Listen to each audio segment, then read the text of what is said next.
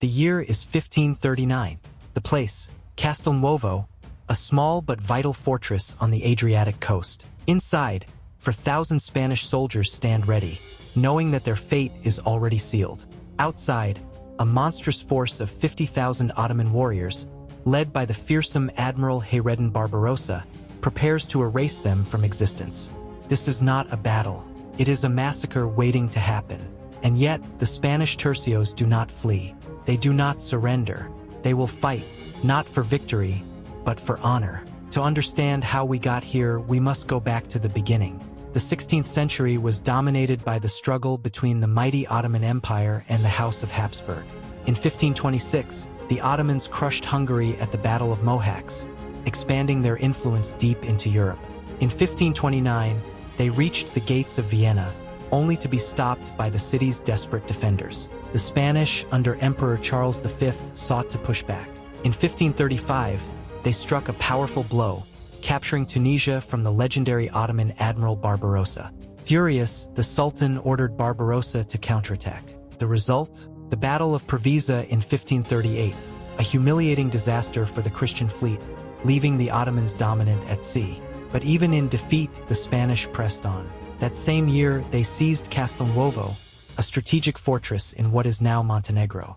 It was an act of defiance, a lone Spanish outpost deep in Ottoman-dominated territory. The moment they took it, its defenders knew one thing: the Ottomans would come for them. Francisco Sarmiento de Mendoza y Manuel, the commander of the Spanish forces, immediately set to work.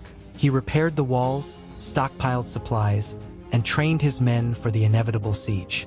Yet he knew the truth: help was not coming. The Spanish fleet was shattered, the Holy League had collapsed, and Andrea Doria, one of Spain's most powerful admirals, had abandoned them.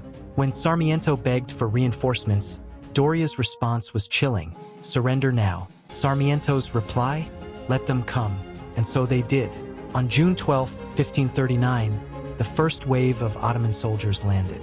They were not expecting much resistance. They were wrong. Spanish troops under the veteran Joaquin de Munguia ambushed them, slaughtering 300 and sending the survivors fleeing. But this was only a prelude.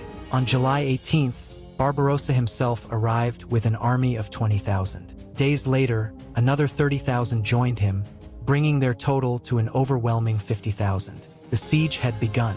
Cannon fire rained down on the fortress as Ottoman engineers dug trenches and built ramps for an all-out assault. The Spanish, however, refused to simply endure. Instead, they launched daring counterattacks. In one raid, 800 Spaniards struck a group of janissaries, the Ottoman elite troops, cutting them down in a whirlwind of steel and gunfire. Barbarossa was enraged. Janissaries were not just soldiers, they were a symbol of Ottoman power. He ordered an end to all further skirmishes. On July 23rd, he made an offer: surrender, and the Spanish would be allowed safe passage to Italy. They would keep their weapons, their banners, and even receive gold. It was an offer too good to refuse. And yet, they refused. The message from the Spanish commanders was simple: we will not surrender. Come and take us if you can.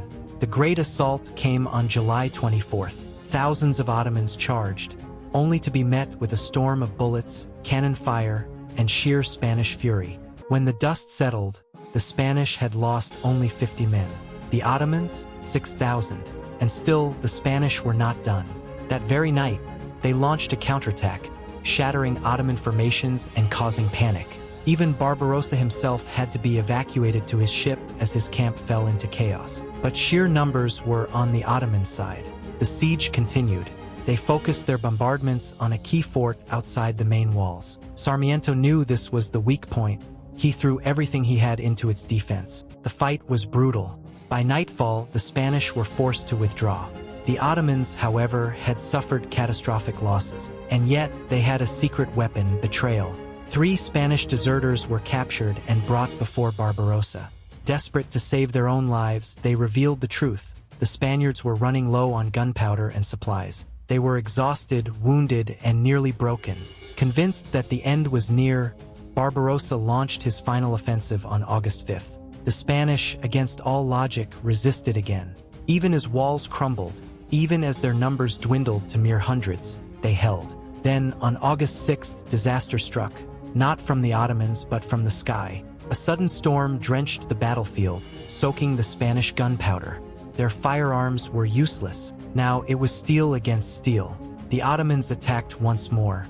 And once more, the Spaniards fought back. Every man who could hold a sword, even the wounded, joined the fight. Miraculously, they pushed the Ottomans back. But the end was near. On the morning of August 7th, the final assault came.